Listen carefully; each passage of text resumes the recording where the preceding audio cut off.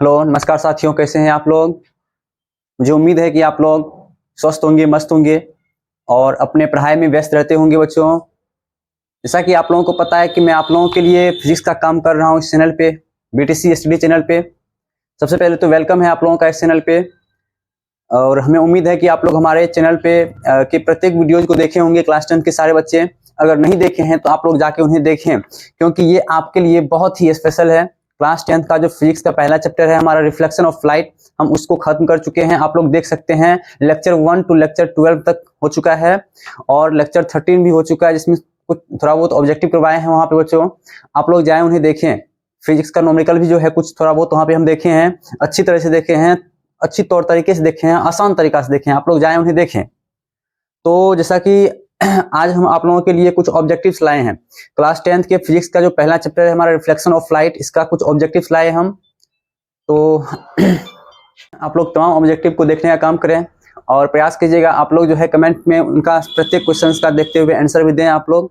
और उन्हें अगर आप लोगों को कुछ उसमें डाउट है, याद नहीं है, तो आप लोग लिखने का काम जरूर करेंगे। तो आइए हम लोग चलते हैं आज के कुछ VVI most selected objective questions की तरफ, जो आप लोगों को बिहार पॉलिटेक्निक हो गया, पैरामेडिकल हो गया या आईटीआई हो गया, विभिन्न तरह के एंट्रेंस एग्जाम जो होगा तो उसमें भी बहुत सारे क्वेश्चंस देखने को आप लोगों को मिल सकता है। तो आइए हम लोग देखते हैं क्या है हमारा आज का टॉपिक। तो देखिए आप लोगों की बोर्ड स्क्रीन पे कुछ इस प्रकार से क्वेश्चन आ चुका है बच्चों। आप लोग ध्यान से देखने का काम करेंगे, इसे ध्यान से देखिए। इसे ये सभी जगह काम आप लोगों को आएगा साइंस पेपर में। देखिए पहला क्वेश्चन क्या कहता है हमारा, पहला क्वेश्चन जो है हमारा वो कहता है कि गोलीय दर्पण की फोकस दूरी, गोलीय दर्पण जो है उनका फोकस दूरी उसकी वक्रता त्रिज्या की होती है। मतलब गोलीय दर्पण की जो फोकस दूरी होती है उसकी वक्रता त्रिज्या की क्या होती है। तो याद कीजिए गोलीय दर्पण में जो हम आप लोगों को बताए थे फोकस दूरी और वक्रता त्रिज्या के बीच संबंध, तो क्या बताए थे, तो उनके बीच संबंध था हमारा F बराबर R/2। तो देख सकते हैं क्वेश्चन क्या कहता है हमारा, क्वेश्चन कहता है कि गोलीय दर्पण की फोकस दूरी जो है यानी F जो है वो वक्रता त्रिज्या की क्या है, यानी जो F है वक्रता त्रिज्या का क्या है, मतलब क्या होगी। तो देख सकते हैं F जो है वक्रता त्रिज्या का आधा है। मतलब कहने का मतलब हुआ R में गुना किया गया है 1/2 से, तब तो R/2 हुआ है, यानी कि ये जो है वक्रता त्रिज्या का आधा है। मतलब हम कहने का हुआ कि ऑप्शन नंबर ए जो होगा वो हमारा सही होगा। ऑप्शन नंबर ए हमारा सही होगा, यानी कि गोलीय दर्पण की जो फोकस दूरी होती है उसकी वक्रता त्रिज्या की क्या होगी, आधी होगी। आगे देखिए अगला क्वेश्चन है हमारा कि यदि प्रकाश की किरणें सतह से लंबवत टकराती है, ध्यान से देखिए इसे क्या कह रहा है। यदि प्रकाश की किरणें सतह से लंबवत टकराती है तो परावर्तित किरणें लौटेगी। मतलब अगर किरणें सतह से लंबवत टकराई है, मतलब 90 डिग्री कोण पे जाके टकराई है, तो इसका जो रिफ्लेक्टेड किरण होगा वो क्या होगा, कैसे लौटेगी वो, 30 डिग्री पे, 90 डिग्री पे, 60 डिग्री पे, या फिर इनमें से कोई नहीं। तो हमें बताइए आप लोग कि अगर लंबवत किरण टकराई है तो परावर्तन के बाद जो है वो किरण कितना डिग्री कोण पे लौटेगी। तो बताइए इसमें क्या 30 डिग्री होगा या फिर 90 या फिर 60 या इनमें से कोई नहीं होगा। तो हमारा सही आंसर हो जाएगा 90 डिग्री। अगर लंबवत गया हुआ है तो लंबवत ही वो वापस भी रिटर्न होगी। तो ऑप्शन नंबर बी हमारा सही है। उसके बाद नंबर 3 कहता है कि साइड मिरर के रूप में किस दर्पण का उपयोग करते हैं। आप लोग हमें बताएं कि साइड मिरर के रूप में जो बाइक सब में यूज करते हैं, कार सब में यूज करते हैं, साइड मिरर के रूप में यानी कि पश्च दृश्य को देखने के लिए, पीछे के दृश्य को देखने के लिए उसमें किस दर्पण का प्रयोग करते हैं। तो आप लोग अगर दिमाग लगा सकते हैं तो लगा के बताइए कि इसका कौन सा ऑप्शन सही होगा। तो मैं आप लोगों को बता दूं गाड़ी में जो साइड मिरर होता है वो उनका उपयोग इसलिए हम लोग करते हैं। किस दर्पण का होगा आप लोग बताएं, फिर हम बताएंगे बाद में। तो दर्पण जो है पश्च दृश्य को देखने का उपयोग होता है उसमें। तो पश्च दृश्य जो होता है, पीछे के दृश्य जो होता है उन्हें वो छोटा बना देता है, नहीं पीछे के दृश्य को वो छोटा बना करके हमें दिखाता है, इसलिए इसका उपयोग करते हैं। तो अब आप लोग हमें ये बताइए कि छोटा मतलब जो इमेज बना के दिखाता है तो वो किस दर्पण में होता है, समतल दर्पण में, अवतल दर्पण में, उत्तल दर्पण में, या सभी होगा। बताइए हम लोग जल्दी से बताइए हमें कि साइड मिरर के रूप में हम लोग किस दर्पण का उपयोग करते हैं। तो साइड मिरर के रूप में हम लोग अवतल दर्पण का उपयोग करते हैं, क्योंकि यही दर्पण एक ऐसा दर्पण है जिसमें प्रतिबिंब को छोटा बना करके हमें दिखाता है। क्योंकि अगर प्रतिबिंब बड़ा बन जाए तो जो व्यक्ति एक साथ एक व्यक्ति को देखेंगे तो वही हमारा जो मिरर होता है वो ढक जाता है। इस कारण जो है छोटा प्रतिबिंब बनता है और छोटा प्रतिबिंब जो है अवतल दर्पण में बनता है। अगला क्वेश्चन है हमारा, सोलर कुकर में व्यवहार किया जाता है। सोलर कुकर जो होता है, सोलर कुकर, उसमें व्यवहार किया जाता है किस दर्पण का? अवतल दर्पण, उत्तल दर्पण, समतल दर्पण और या फिर परवलयिक दर्पण। तो बताइए कि इनमें से कौन सा आंसर सही होगा हमारा, कौन सा ऑप्शन नंबर सही होगा? सोलर कुकर में जो है हम लोग किस दर्पण का उपयोग करते हैं? सोलर कुकर जो है उसमें हम लोग किस दर्पण का उपयोग करते हैं? अवतल दर्पण का, उत्तल दर्पण का, समतल दर्पण का या परवलयिक दर्पण का? सबसे पहले तो उसमें हम लोग समतल दर्पण का उपयोग नहीं करते हैं, परवलयिक का तो बिल्कुल ही नहीं करते हैं, पैराबोलिक का। उसके बाद बचा अब अवतल और उत्तल। बताइए आप लोग कि इन दोनों में से कौन सा दर्पण हमारा सही होगा? तो सोलर कुकर के रूप में हम लोग अवतल दर्पण का उपयोग करते हैं। जी हाँ बच्चों, क्योंकि ये सभी किरणों को अपनी ओर आकर्षित करती है, मतलब अपनी ओर जो है ये सभी किरणों को अभिसरित कर लेती है और अभिसरण के इसी गुण के कारण हम बताए थे आप लोगों को अवतल दर्पण को अभिसाय दर्पण कहते हैं। जी हाँ बच्चों, अवतल दर्पण को अभिसाय दर्पण कहते हैं क्योंकि ये सभी किरणें को जो है ना अपने और आकर्षित कर लेती है, यानी एक बिंदु पर उसे मिला लेती है, इसलिए इसको जो है इसका उपयोग करते हैं सोलर कुकर में हम लोग अवतल दर्पण का। उसके बाद अगला क्वेश्चन है हमारा कि गोलीय दर्पण में सभी दूरियां, गोलीय दर्पण जो है, गोलीय दर्पण की जितना भी दूरी है वो सभी दूरियां कहाँ से मापी जाती है? हमें बताएं कि गोलीय दर्पण का जितना भी दूरियां होती है वो कहाँ से मापते हैं? गोलीय दर्पण में यानी कि जो हमारा अवतल उत्तल दोनों का टाइप्स है, इसमें सभी दूरियां हम लोग कहाँ मापते हैं? तो देख सकते हैं आप लोग, आपके सामने दिया हुआ है ऑप्शन नंबर ए में ध्रुव से, फोकस से, वक्रता केंद्र से या फिर किसी नियत बिंदु मान करके हम वहां से उसका दूरी मापते हैं। तो हमें बताइए इसमें से कौन सा आंसर सही होगा? सबसे पहले तो फोकस से नहीं होगा क्योंकि फोकस तक की दूरी को तो फोकस दूरी कहते हैं। उसके बाद वक्रता केंद्र भी नहीं होगा क्योंकि वक्रता केंद्र तक की दूरी वक्रता त्रिज्या कहलाती है। किसी नियत बिंदु माने, सबसे पहले तो ये दोनों हमारा बिल्कुल ही नहीं होगा। अब बचा एक डी नंबर का किसी नियत बिंदु से और एक ध्रुव से। तो बताइए इन दोनों में से कौन सा होगा? तो मैं आप लोगों को बता दूं कि गोलीय दर्पण में कोई भी दूरी जो है हमेशा ध्रुव से ही मापी जाती है। गोलीय दर्पण में कोई भी दूरियां हमेशा ध्रुव से ही मापी जाती है। और आप लोगों को अगर हम लेंस का बताएं तो लेंस में जितना भी दूरी होती है वो सब ऑप्टिकल सेंटर से मापी जाती है, यानी कि प्रकाशीय केंद्र से मापी जाती है लेंस में, आप लोगों को पता होगा।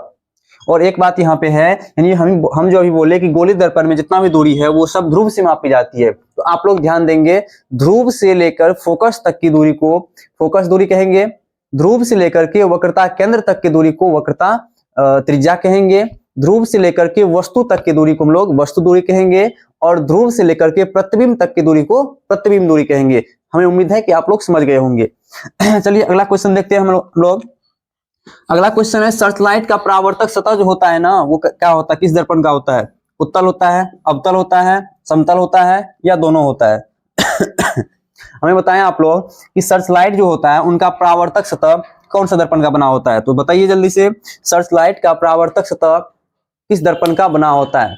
हमें जल्दी से कमेंट करके बताएं कि सर्चलाइट का जो परावर्तक सतह होता है वो किस दर्पण का बना होता है?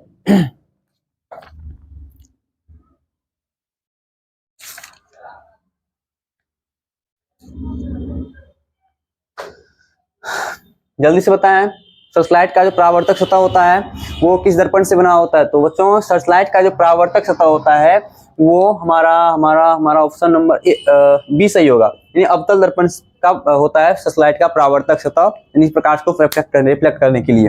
अगला क्वेश्चन है आपके बोर्ड स्क्रीन पे कि किस दर्पण में केवल आभासी प्रतिबिंब बनता है? अब आप लोग एक बार फिर से जाने, आभासी प्रतिबिंब बनता कब है?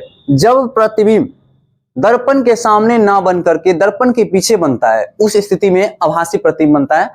आप लोग जानते होंगे, बताए थे पिछले वीडियो में, पूर्ण रूप से व्याख्या किए थे उनका, कि जब प्रतिबिंब पीछे बनता है दर्पण के पीछे तो आभासी होता है और जब दर्पण के सामने बनता है तो वास्तविक होता है। आभासी को ही हम लोग काल्पनिक प्रतिबिंब भी कहते हैं और जब काल्पनिक प्रतिबिंब बनता है तो जो प्रतिबिंब होता है वो उल्टा नहीं, वो बिल्कुल ही सीधा होता है। जब वास्तविक प्रतिबिंब बनता है तो उस स्थिति में जो हमारा प्रतिबिंब होता है वो उल्टा होता है। अब आप लोग देखिए, वास्तविक में उल्टा बोले और काल्पनिक में सीधा बोले, इसका मतलब क्या हुआ?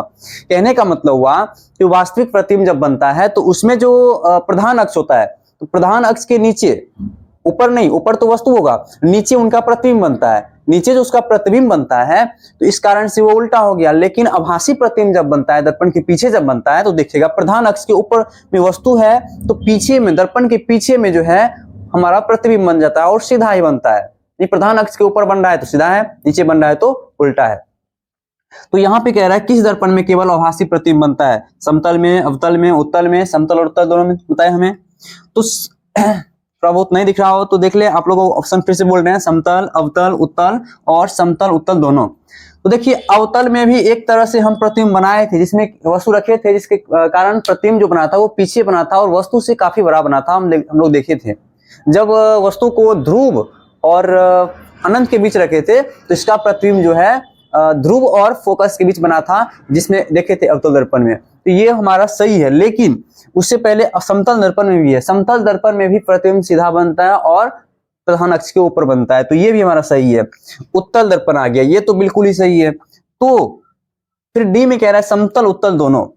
तो अगर ऑप्शन के मुताबिक चलें, यहाँ पे इस शर्त के मुताबिक चलें तो होगा, ये भी हो सकता है, लेकिन हमें लेके चलना है तब ये दोनों, क्योंकि ये दोनों एक साथ आया हुआ है, तो हमें डी नंबर का ऑप्शन जो है ये हमें टिक मार देना है, यानी कि समतल और उत्तल दोनों दर्पण होगा इसमें। तो चलिए हम लोग चलते हैं अब अगले क्वेश्चन की तरफ। सॉरी दोस्तों, क्वेश्चन आपके बोर्ड स्क्रीन पे तो आ चुका है, लेकिन थोड़ा सा दिक्कत ये हुआ कि हम इनको सारे यहाँ तक हम बता दिए थे, समझा दिए थे यहाँ तक, लेकिन परेशानी ये हुआ कि हम माइक को जो है ऑन नहीं किए थे और वैसे ही बता रहे थे, इसके कारण से जो है हमारा फोन वॉइस को कैप्चर नहीं कर पाया। तो आइए हम फिर से एक बार देख लेते हैं इन्हें। तो बच्चों 8वां क्वेश्चन क्या कहता है हमारा कि परावर्तन के नियम जो है निर्धारित है, ये किस पर निर्धारित है? आप लोगों को हम प्रकाश के परावर्तन के नियम बताए थे, जी हाँ बच्चों बताए थे। प्रकाश के परावर्तन के दो नियम होता है, आप लोगों को बताया गया है। एक पहला नियम कहता है आपतित किरण, परावर्तित किरण और अभिलंब, ये तीनों के तीनों जो है एक ही तल में होता है। उसके साथ साथ कहता है दूसरा नियम कि प्रकाश के परावर्तन का दूसरा नियम आपतन कोण और परावर्तन कोण आपस में बराबर होता है। तो यहाँ पे देखिए आपतन कोण और परावर्तन कोण पहले नंबर में आ रहा है, मतलब सही आंसर हो जाएगा आपतन कोण बराबर परावर्तन कोण। परावर्तन कोण बराबर अपवर्तन कोण ये नहीं होगा, अपवर्तन कोण जो है प्रकाश के अपवर्तन में बनता है, लेकिन यहाँ हम परावर्तन की बात कर रहे हैं। और विचलन कोण भी नहीं होगा, यानी कि आपतन कोण बराबर परावर्तन कोण हो जाएगा। और आप लोगों को पता है कि आपतन कोण को एंगल आई से और परावर्तन कोण को एंगल आर से डिनोट करते हैं, तो इसका मतलब angle i equal to angle r हमारा सही है। यहाँ प्यारे बच्चों ये सही है। अगला क्वेश्चन कहता है हमारा कि निर्वात में प्रकाश की स्पीड क्या होती है? निर्वात जो है वैक्यूम जो है, वैक्यूम में प्रकाश का जो स्पीड होती है वो कितनी होती है? निर्वात में प्रकाश का जो चाल होती है वो कितनी होती है? 9 गुना 10 की पावर -6 मीटर पर सेकेंड, 3 गुना 10 की पावर 8 मीटर पर सेकेंड, 3 गुना 10 की पावर 8 किलोमीटर पर सेकेंड और 5 गुना 10 की पावर 8 सेंटीमीटर पर सेकेंड। तो इसका सही आंसर देख सकते हैं आप लोग, ये होगा 3 गुना 10 की power 8 metre per second, 3 into 10 to the power 8 metre per second vacuum में प्रकाश की स्पीड होती है। जी हाँ प्यारे बच्चों, वैक्यूम में प्रकाश की स्पीड 3 गुना 10 की पावर 8 मीटर पर सेकेंड होती है। अगला क्वेश्चन कहता है कि मरीजों के दांत, आंख, कान, नाक इत्यादि को देखने के लिए डॉक्टर लोग जो है किस दर्पण का उपयोग करते हैं?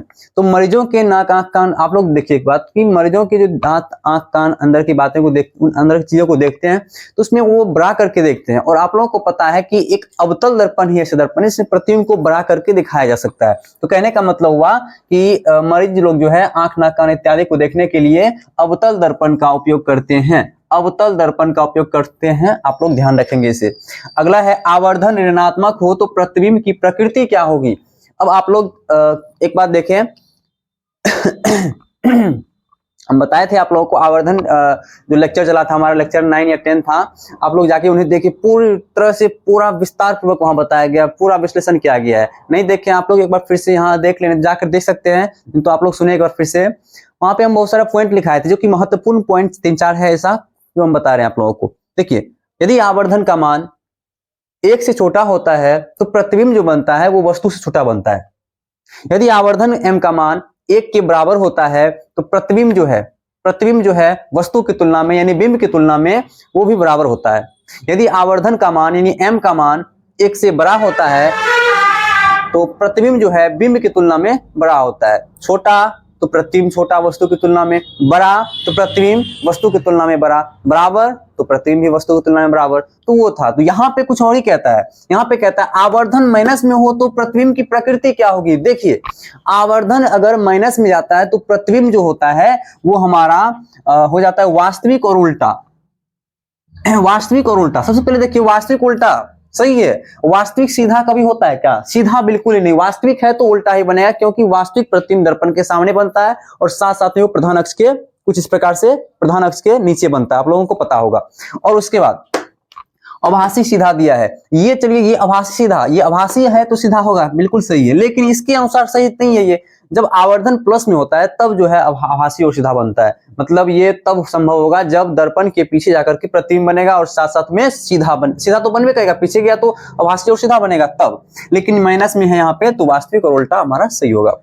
अगला क्वेश्चन कहता है यहाँ पे कि उत्तल दर्पण की फोकस दूरी क्या होगा, इसका वक्रता त्रिज्या 32 cm है। देखिए इसका ऑप्शन नहीं दिया हुआ है, दे देते हैं हम लोग। एक हो जाएगा 8 cm option number A, B हो जाएगा हमारा प्लस में 16 सेंटीमीटर, सी हो जाएगा माइनस का 8 सेंटीमीटर और ये डी है माइनस 16 सेंटीमीटर। आप लोग हमें बताएं कि किसी एक उत्तल दर्पण है, इसका फोकस दूरी क्या होगा, यानी कि फोकस दूरी मांग रहा है और वक्रता त्रिज्या दिया हुआ है। अब देखिए यहाँ पे कि फोकस दूरी और वक्रता त्रिज्या के बीच कुछ रिलेशन बता रहा है यहाँ पे। तो इनके बीच रिलेशन यही होता है F बराबर R/2। तो देख सकते हैं यहाँ पे R जो दिया हुआ है वो 32 दिया हुआ है, यानी कि कहने का मतलब हुआ 32/2 कर देंगे तो हमारा 16 सेंटीमीटर आ जाएगा, यानी कि प्लस में 16 सेंटीमीटर जो होगा वो सही होगा। ऑप्शन नंबर बी जो है हमारा वो राइट है। अगला क्वेश्चन देखिए, अब कहता है निर्देशांक चिन्ह परिपाटी के अकॉर्डिंग अगर चले तो आपतित किरण की दिशा में मापी गई दूरी क्या होती है।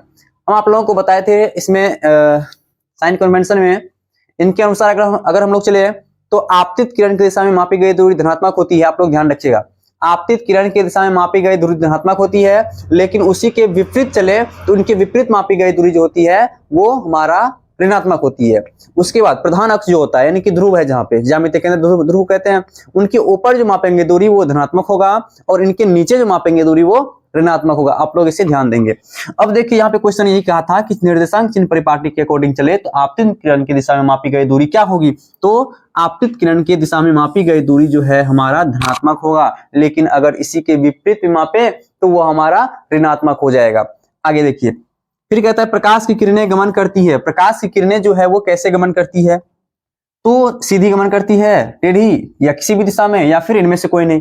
तो प्रकाश की किरणें हमेशा सीधी रेखा में गमन करती है। अब आप लोग कहेंगे कि ये आप कैसे बता सकते हैं कि प्रकाश सीधी रेखा में गमन करते हैं। आप तो पिछले लेक्चर में बताए थे कि प्रकाश को देख ही नहीं सकते हैं। वास्तव में हम प्रकाश को नहीं देख सकते हैं, क्योंकि प्रकाश जो है वो अदृश्य है, उनका प्रतिबिंब नहीं बनता है।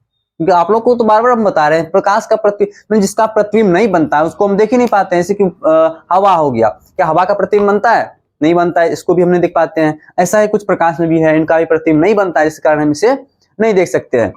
तो कुछ प्रैक्टिकली रूप से देखा जाए प्रकाश के परावर्तन करके तो वहां से स्पष्ट होता है कि प्रकाश की किरणें हमेशा सीधी रेखा में गमन करती है। तो आप लोग अंधेरे कमरे में चले जाइएगा, वहां से एक टॉर्च जलाइएगा, फिर देखिएगा कि कुछ सूक्ष्म हवा में जो सूक्ष्म कण मिला हुआ रहता है वो जो है उसमें कुछ इस प्रकार से मूव करती है। तो देखिएगा सीधी तौर पे जो है वो आगे की ओर निकलती हुई वहां पे आपको स्पष्ट रूप से दिखाई पड़ जाएगा। नहीं तो आप एक मिरर लेकर के वहां से प्रकाश को रिफ्लेक्ट करके देख सकते हैं, तो प्रकाश वहां पे पता चलेगा आप लोगों को वो सीधी रेखा में गमन करती है। अगला है दाढ़ी बनाने में किस दर्पण का उपयोग होता है। दाढ़ी जो बनाते हैं हम लोग इसमें किस दर्पण का उपयोग करते हैं, आप लोग हमें बताएं। आप लोग यूज करते होंगे इनका, तो बताइए कि इन दाढ़ी बनाने के लिए हम लोग किस दर्पण का उपयोग करते हैं। तो बच्चों दाढ़ी बनाने के लिए हम लोग समतल का उपयोग बिल्कुल नहीं, उत्तल भी नहीं, अवतल दर्पण का उपयोग करते हैं। दाढ़ी बनाने के लिए हम लोग उत्तल दर्पण का उपयोग करते हैं, सॉरी उत्तल ने अवतल दर्पण का उपयोग करते हैं। तो हमें उम्मीद है कि आप लोगों को ये तमाम बातें समझ में आ गई होगी, याद भी हो गई होंगी आप लोगों को। तो बच्चों थोड़ा बहुत ऑब्जेक्टिव और भी देखते हैं, लेकिन आज टाइम के अभाव के कारण मैं आज ही क्लास यहीं ओवर करूंगा, खत्म करूंगा। और आप लोगों से आग्रह करूंगा कि जो भी बच्चे क्लास 10th में हैं, 9 से 9, 10th, 11th या 12th में हैं, उन तक हमारे इस चैनल के लिंक, इस चैनल की वीडियोज को पहुंचाएं उन तक, उन्हें बोले सब्सक्राइब कर लें, क्योंकि मैं जल्द ही इस चैनल पे क्लास 12th का भी फिजिक्स लाने वाला हूं। थोड़ा टाइम के अभाव के कारण मैं नहीं ला पा रहा हूं, कुछ व्यवस्था के अभाव के कारण मैं नहीं ला पा रहा हूं, लेकिन मैं जल्द से जल्द इस चैनल पे क्लास 12th के लिए भी फिजिक्स का काम करूंगा, बहुत ही जल्द करूंगा और प्रयास करूंगा कि सारा जो पीडीएफ है इस चैनल के इस वीडियोज के माध्यम हर एक वीडियोज के माध्यम से ही सबको उपलब्ध हो जाए। मैं बहुत जल्द प्रयास करूंगा बच्चों, इसलिए आप लोग जो है हमारे इस चैनल के लिंक को उन तक पहुंचाए जो क्लास 9 to 12 में पढ़ाई कर रहे हैं। 9, 10th, 11, 12 मैं चारों क्लास के लिए फिजिक्स का काम लगातार करूंगा और प्रयास करूंगा कि इसके साथ साथ मैं कुछ केमिस्ट्री और बायोलॉजी के भी कुछ टॉपिक पर कभी कभी चर्चा करूं। इस पे जो वीवीआई क्वेश्चन है जो बोर्ड एग्जाम के साथ साथ बिहार पॉलिटेक्निक, ITI विभिन्न तरह के एंट्रेंस एग्जाम में भी आता है, मैं उन तमाम क्वेश्चंस को भी हल करने का, उन तमाम क्वेश्चंस के बारे में या कुछ टॉपिक्स ऐसा है जो बोर्ड एग्जाम में हर एक बार हमें देखने को मिलता है, जैसे केमिस्ट्री का हो गया, उसके बाद बायोलॉजी में बहुत सारा ऐसा टॉपिक है जो कि बोर्ड एग्जाम में आप लोगों को बार बार देखने को मिलता है वहां से क्वेश्चंस, तो उन सब के बारे में मैं विशेष विश्लेषण करूंगा। लेकिन टाइम के कारण जो है हम उसका स्टार्टिंग पूर्ण रूप से सारा बुक जो है एकाएक में नहीं कर सकता हूं, लेकिन उसमें टाइम लग सकता है। लेकिन फिजिक्स का काम मैं कंटिन्यू आप लोगों के साथ करता रहूंगा, कंटिन्यूस। तो हमें उम्मीद है कि आप लोगों को आज का लेक्चर अच्छा लगा होगा। बच्चों आज की क्लास हम यहीं खत्म करते हैं। जय हिंद, जय भारत।